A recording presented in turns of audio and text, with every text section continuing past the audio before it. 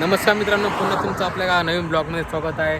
तर आम्ही सध्या आता छत्रपती संभाजीनगरवरून बीडला जात असताना आम्हाला रस्त्याने हे मंदिर जे तुम्ही बघू शकता पाठीमागे तिथं मंदिर ते आम्हाला इथं दिसलं आहे. तिथं आम्ही आता जाणार आहे, ते दर्शन वगैरे करणार आहे मी आणि अजित. पण प्रॉब्लेम एक असा आहे, जे आम्ही रूटने येत आहे, ह्या रूटने आम्ही येत आहे, ह्या रूटने तिकडे जाण्यासाठी रस्ता नाही. तर आम्हाला आता गोल घुमून जाणं लागेल त्या रस्त्यानं, वापस बायपासनं टर्न घेऊन आणि या मंदिरात दर्शन घेण्यासाठी जाणं लागणार. तर हा ब्लॉग मी नक्की बघा. आता आम्ही जाणार आहे मंदिरामध्ये दर्शन करण्यासाठी. ब्लॉग कसा होतो कसा नाही ते कमेंटमध्ये नक्की सांगा. आणि ते मंदिर पण आपण बघूया, ते मंदिर कशाचं आहे कोणतं नाही. ते एकदम डोंगरावरती बसलेलं आहे मंदिर. चला जाऊया आणि मंदिर बघूया कसं आहे कसं नाही.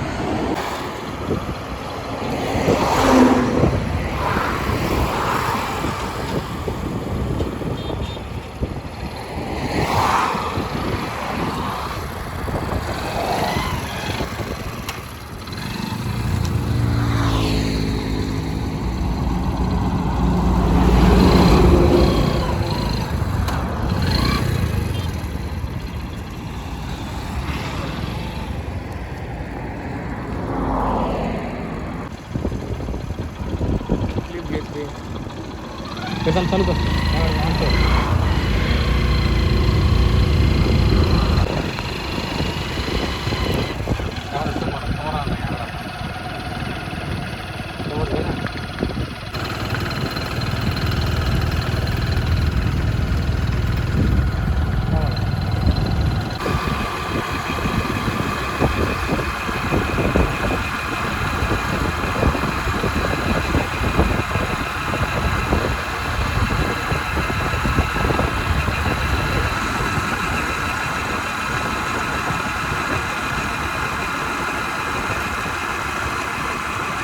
तर फायनली आम्ही रोड क्रॉस करून आता आम्ही जात आहे मंदिराच्या रस्त्याने. बघा हे आहे रस्ता आणि ते मंदिर आहे वरती. आपल्याला जायचं आता वरी. मी आणि दाजी तुला कसं वाटायला आता इकडे येऊन? छान वाटायला, वातावरण मस्त झालं. हा नजारा पण एवढा खतरनाक नजारा आहे, नंबर 1 वातावरण वगैरे. चला आपण वरी मंदिरावर जाऊन बघूया नजारा कसा असतो कसा नाही. भेटूया आपण मंदिरावरती गेल्यावरती.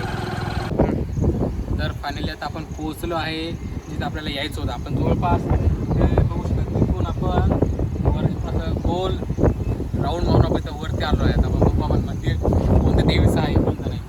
आपण मंदिरमध्ये आल्याच्या पहिले तुम्हाला एवढं गार्डन दिसते, एवढं शिक्षण तिथं तुम्ही बघू शकता. आणि मन काही ही एक बनवलेली तुळशी राऊंड सुद्धा आहे. आपण दर्शन घेऊया.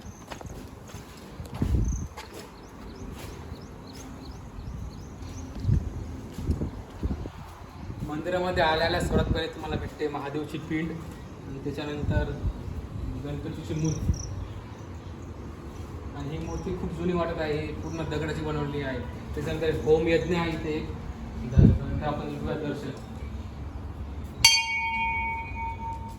हे मंदिर आहे गुगळादेवी देवस्थान दारुलभर, जे छत्रपती संभाजीनगर ते बीड हायवेने जे हायवे आहे त्या हायवेने हे मंदिर लागते.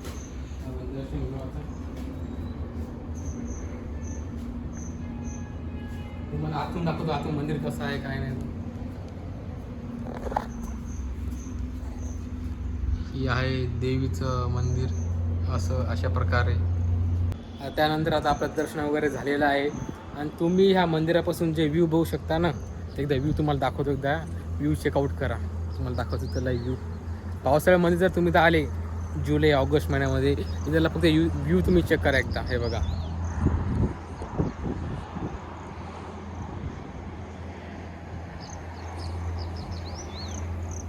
इकडं पूर्ण डोंगर वगैरे पूर्ण आहेत आणि हे आहे मंदिरचा परिसर एवढा मोठा.